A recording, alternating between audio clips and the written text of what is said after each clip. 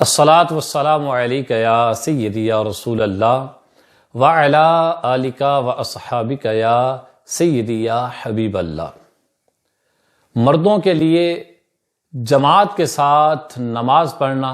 یہ واجب ہے، تو عورتوں کے لیے افضل کیا ہے، مستحب کیا ہے کہ وہ کس وقت اپنے گھروں میں فرض نماز ادا کریں؟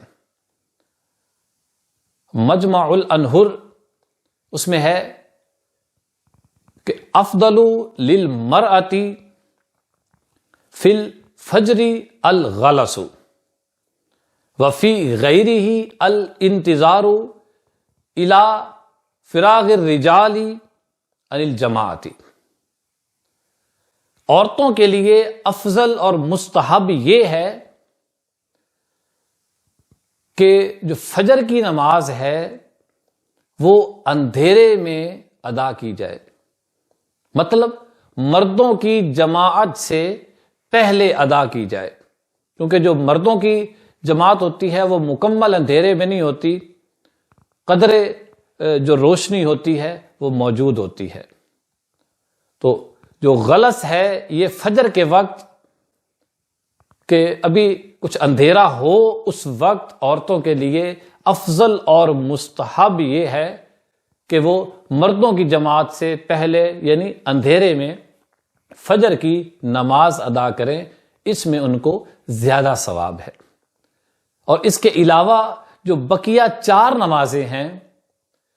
اس میں عورتوں کے لیے افضل یہ ہے کہ وہ مردوں کی جماعت کا انتظار کریں، جب مردوں کی جماعت ہو جائے اس کے بعد وہ فرض ادا کریں، تو ان کے لیے یہ افضل اور مستحب ہے، ان کو ثواب اس میں زیادہ ہے۔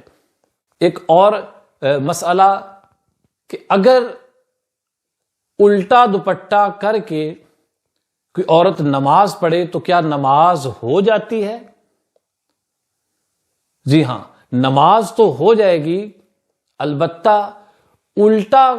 دوپٹہ کر کے نماز پڑھنا مکروہ تنزیہی ہے۔ یعنی اگر کسی عورت نے الٹا دوپٹہ کر کے نماز پڑھ لی،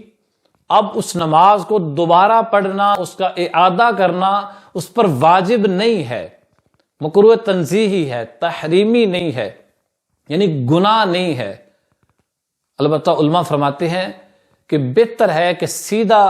اور جو اس کی سیدھی جانب دوپٹے کی ہے وہ اوڑھ کر، وہ دوپٹہ کر کے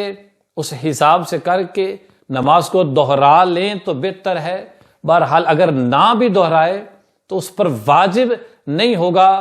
کہ وہ دوہرائے اور نہ دوہرانے کی وجہ سے اس کو گناہ ہو۔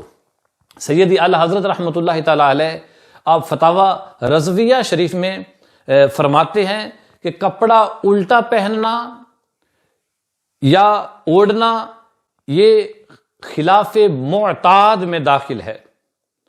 اور خلاف معتاد وہ یہی ہوتا ہے کہ جس طرح ہم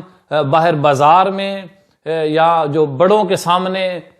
جانا جس طرح مناسب نہیں سمجھتے، جو خلاف عادت ہوتا ہے، تو جب ہم لوگوں کے سامنے ہماری عادت نہیں ہے کہ الٹا کپڑا پہنے یا عورتیں الٹا دوپٹہ کر کے جائیں، تو نماز میں بھی یہ اعلیٰ حضرت فرماتے ہیں یہ مکروہ ہے، اور یہ مکروہ تحریمی نہیں ہے، مکروہ تنزیہی ہے، لہذا اس سے بھی بچنا چاہیے۔ اللہ رب العزت ہم سب کو دین متین پر عمل کرنے کی توفیق اور جذبہ عطا فرمائے۔